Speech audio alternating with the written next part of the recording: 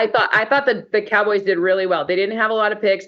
They have, I thought that I was really proud of the Cowboys for not reaching for anyone. Zeke will be great enough. Like, I don't think, like, better to deal with the O line and then be able to pay CD and like keep some people happy. Like, Michael's still there. Last I checked, your defense has some good people. Like, you're great. Like, good job. Good on you. A+.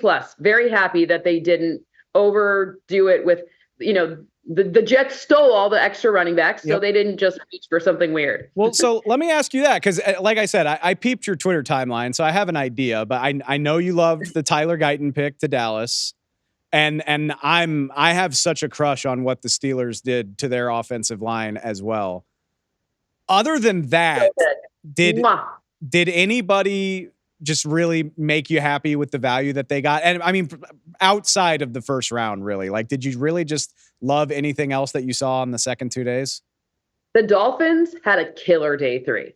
Their day 3 was really, really good. Like, it's so interesting because they're in that, like the AFC East is weird this year. Obviously, Aaron Rodgers is coming back. Okay. But are the Bills had a weird draft, like, to move back one spot, and I just don't get it. So it remains to be seen. When you've got Josh Allen, you're always going to be in it, but confusing, right? The Patriots are clearly, they're building for the future. We'll see Jacoby Brissett for at least how long? I don't know, but some amount of time. And but the East is interesting. I think the Dolphins, with their day 3 picks, could have maybe made it so that the East is a lot closer to only being theirs.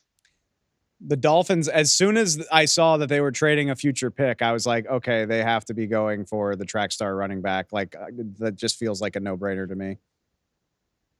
Super smart picks. I even like Chop Robinson. I was a little confused. Like, it seemed like maybe a bit early, but on some level, you can only trade if you have a trade partner. And if you don't find someone you just take your guy. So maybe they didn't get a trade partner they thought was good. But Chop to me was fringy first rounder, but they wanted him, great. Fine by me. We've learned enough not to. I refuse to call people losers based on something we don't know happened, right? But I am curious, like, again, like, when you consider risk, when you consider getting good value and things like that, were there any decisions, draft classes, draft picks that felt especially risky to you? And just so you know, I'm not putting you on the spot. No, you're good.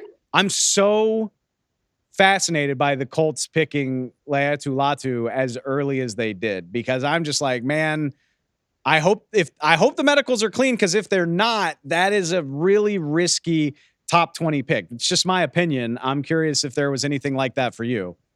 Well, Latu is an interesting one because we obviously, in the media, we're not doctors. We don't get anyone's reports, but he was an extremely polarizing character. That's to say the least. Like, not his personality. Everybody loves him. He's a wonderful kid, but the medicals made him extremely polarizing. I had some GMs I spoke to that were like, do not touch, like, lovely human being, do not touch. And other people, like, clearly, like, the Colts were like, we don't care. It's fine.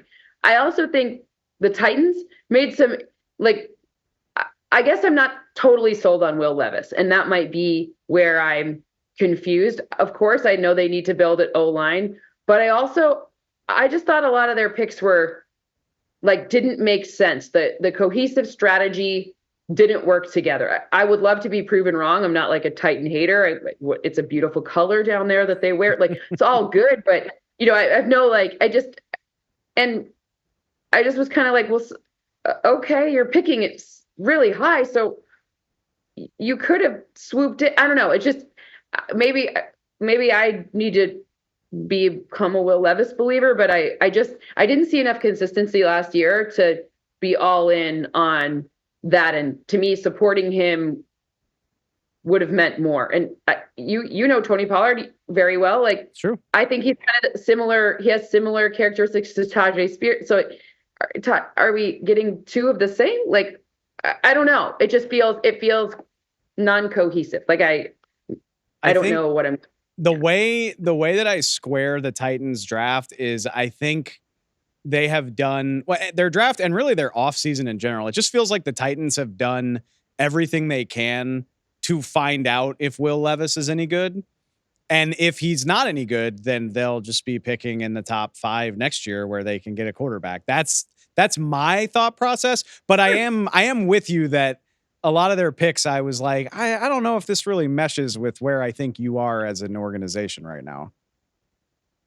Yeah, I mean, look, like obviously Vrabel there created a different sort of structure. Now we're having a different, a Callahan structure is very different. And you do have to give anyone whose last name is Callahan gets like an O-line free pass. Like we're going to learn something about the O-line pick that they made. But Right. like, I just don't, again, to me, it goes back to just really needing your quarterback to be like when you're there, like remember they were ahead of Michael Penix, not to, whatever. And JJ McCarthy hadn't come off yet either. So they did have a chance to take another swing at it. So clearly they believe he's better than those guys, right? Or at least the opportunity to draft someone else. So I'm just a little, I'm always curious by that. That is because it sounds easy to say like, oh, well, if Will Levis isn't the guy, they can draft one next year. But if one of those guys is a baller, those are the types of decisions that can age very poorly.